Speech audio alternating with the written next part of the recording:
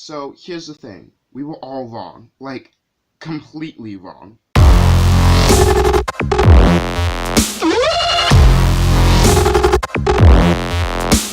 So anyone who's been alive in the last week and a half has probably heard of Disenchantment.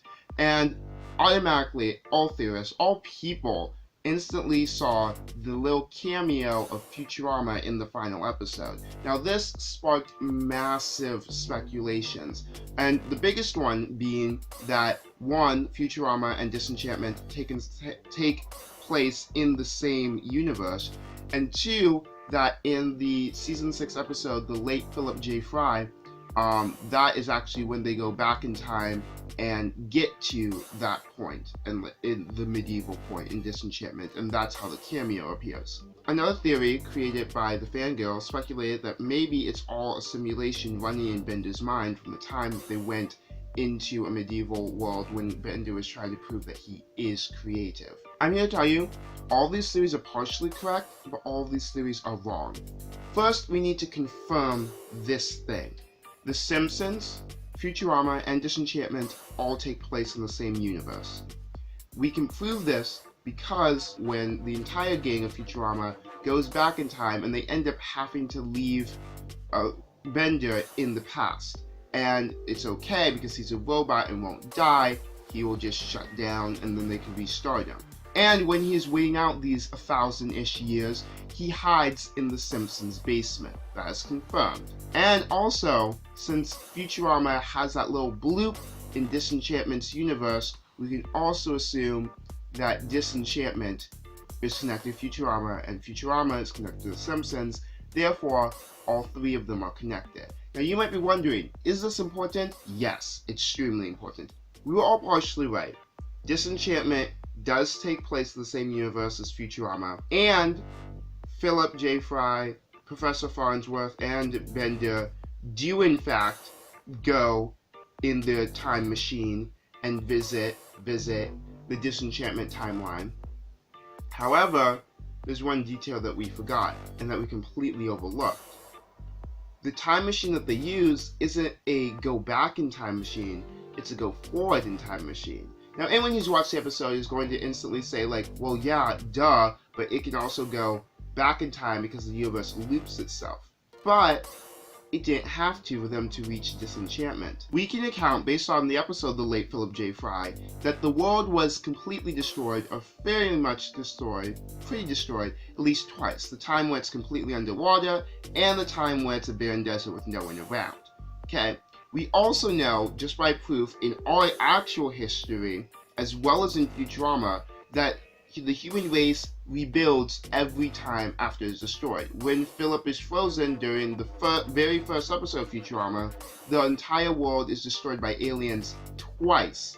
And yet when he comes out 1,000 years later, it is a thriving metropolis, proving that humans can be completely decimated and have everything reduced to rubble and still be able to rebuild. However, we also know as humans that rebuilding takes time, okay? And when you start rebuilding, unless you're a genius that instantly knows how to create electricity, instantly knows chemistry very well, instantly can recreate all the necessities that we have today, you have to start at the very beginning. Not only does this make sense from a logical standpoint, but we also have several classic novels that literally preach the same idea. Most famously, Robinson Crusoe, Hatchet, and Lord of the Flies, all of which focus on being cast into an environment without modern necessities, without technology, and being able to survive.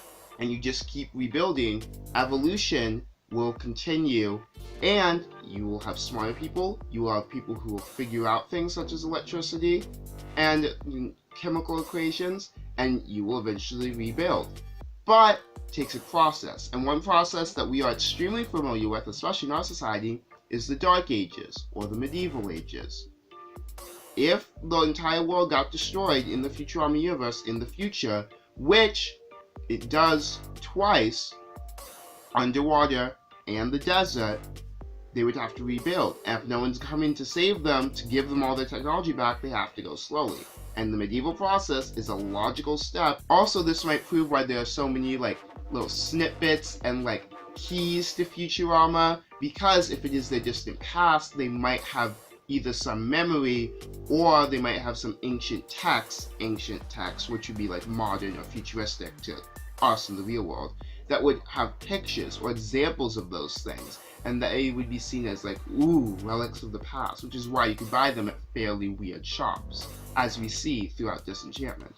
And you might be wondering, okay Glenn, this kind of makes sense, but like, where's your proof? Where's the final linchpin?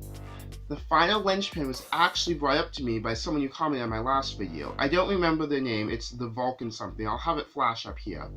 But they mentioned that the problem with my theory in my video was the fingers. That the Simpsons and the Futurama universe have 4 fingers, and that everyone in Disenchantment has 5. Hey Bart, according to this magazine, in another million years, man will have an extra finger. 5 fingers? Ooh, freak show. Simpsons and Futurama both have 4 fingers. Disenchantment has 5 fingers. We know that they're all connected. By that logic, that means that no one has had 5 fingers in the past, which means that Disenchantment is part of the same universe, and they have 5 fingers, it has to be in the future. But yeah, so that's my theory. I am officially saying this now. Disenchantment takes place somewhere in the distant future after the world is destroyed, in the same universe as Futurama and The Simpsons. If you like that theory, don't forget to leave it a like. I thought it was a really good theory. I am mind blown. It makes so much more sense. All the pieces are connected. Comment down below what you think of the theory. Subscribe to this channel and share this video with all of your friends who are arguing that Disenchantment takes place in the past. No, it's been proven. It takes place in the future. All my social media is right there. I'm amazing. Follow me other places. School has started and I am freaking out. Also, comment down below, what do you think of this wall? I'm going to start putting up more pictures. These are all I have right now, but like just pictures that my friends have drawn and stuff like that. I think it's kind of like a cute idea. One of my coworkers recommended it. I really like it. I just need more. I think that's all I need, guys. So let's have some fun and smile, because we just proved everything in Disenchantment.